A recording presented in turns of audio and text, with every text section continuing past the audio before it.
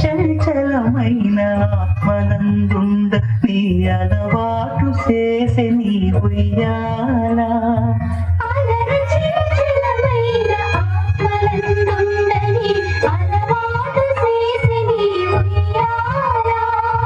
పలుమారు ఉచ్ఛ్వాస పవనమందుండ నీ భావంబు తెలిపే నీ ఉయ్యాల